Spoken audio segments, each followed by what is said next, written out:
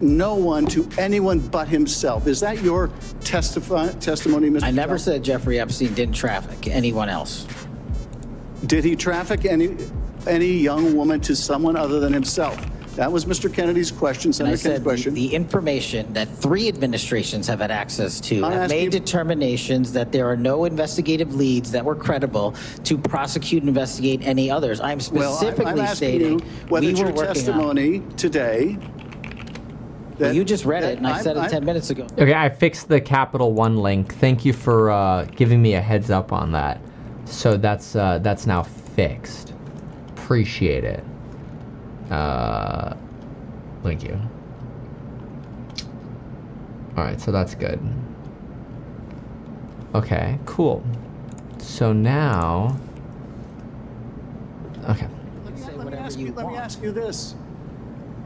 When Todd Blanche went to interview Ghislaine Maxwell, she said, but did I think these guys were coming for that? I really don't. If you met Epstein, there's no way that this cast of characters, of which it's extraordinary, and some are in your cabinet, who you value as your co-workers, and you know would be with him if he was a creep or because they wanted sexual favors. A man wants sexual favors, he will find that. They didn't have to come to Epstein for that. And the next question Todd Blanche, the president's former criminal defense lawyer, asked is not who in the cabinet, who are you referring to? His question is, so when's the last time you think you were with Mr. Epstein when he got a massage? So let me ask you, who are those cabinet members that Ghislaine Maxwell was referring to that were part of this cast of characters associated with Mr. Epstein? Who are they? The Deputy Attorney General took the aggressive step that no one else did and interviewed Miss Maxwell for 2 days, and we released the entirety of that transcript. I do not have that transcript in front of me. You're picking it piecemeal. The American public can read the entirety of that. One last question, because you clearly won't tell us the cabinet members associated with Mr. Epstein. Let me ask you one last question.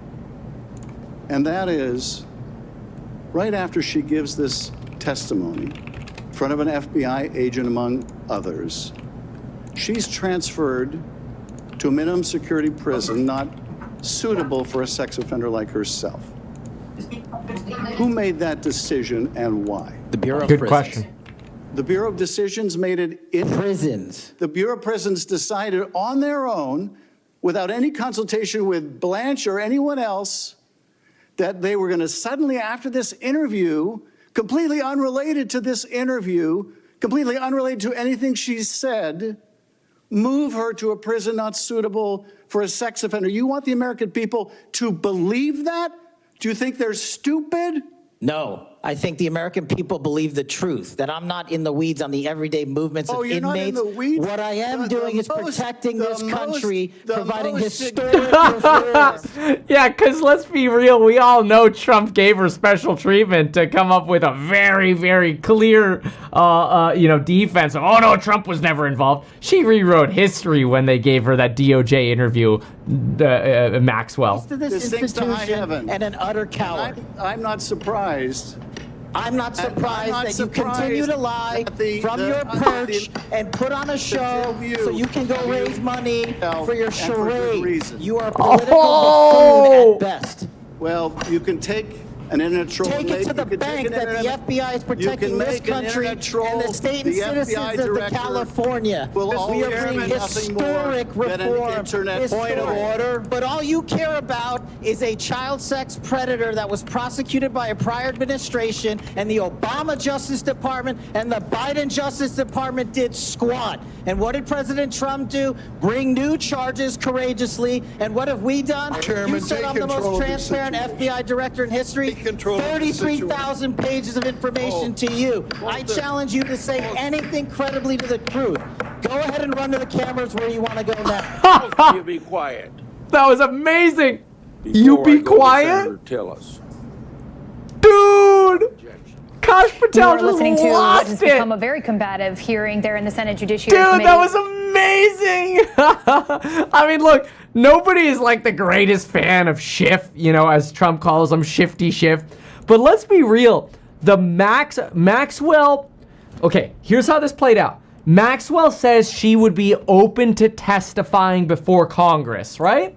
So as soon as the Trump administration hears, they went to break after that. Congress literally took a break after that freakout. So basically what happened is Maxwell says, hey, I'm open to testifying. Then conveniently, before Maxwell gets a chance to testify before Congress, the Department of Justice says, hey, we're going to do an interview with Maxwell, okay? Now, we have transcripts of that because they released it, but you got to think about this for a moment. First, before the interview, Maxwell happened to get moved to a women's prison in Texas. So she was moved from a Florida prison to a new minimum security facility in Texas.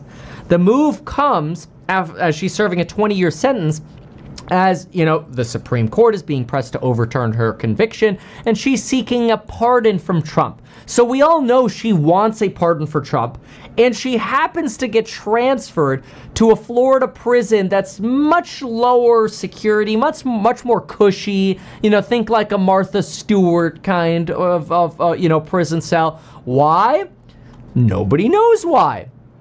All of a sudden, she's moved over there, which is also home to Elizabeth Ternos, who's the fraud from the biotech drug, Miss Turtleneck, serving an 11-year prison sentence. She got herself knocked up to try to get sympathy from the judge and get a lower prison sentence, and now the child she gave birth to gets to sit at home without the child's mother for 11 years because she tried to use the kid as a pawn to get a lower prison sentence. Everybody knows that.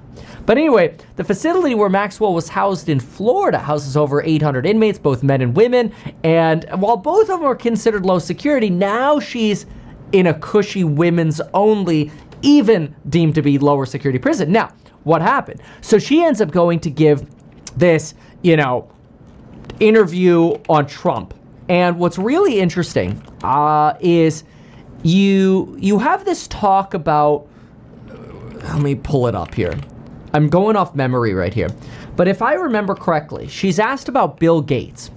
Did you know of any other individuals? Did you meet Bill Gates? Yes, you met Bill Gates before. Okay, great. Went to a TED conference, met him there. He was friendly. I met him. Okay, I want you to see the point of this, where I'm going with this with Bill Gates here.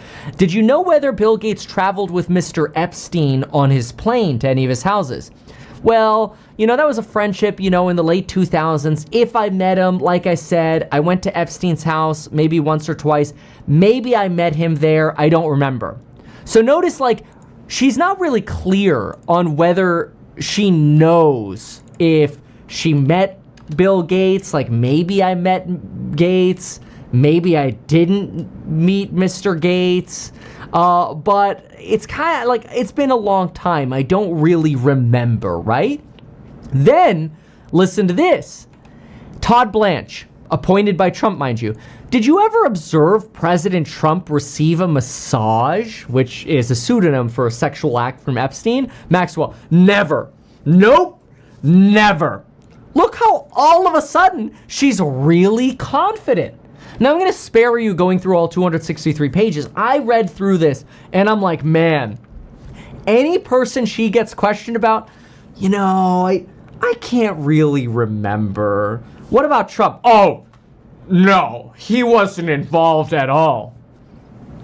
Good, Mrs. Maxwell. Good. This is why you're in a good behavior prison now, and we'll put a good word in for your pardon.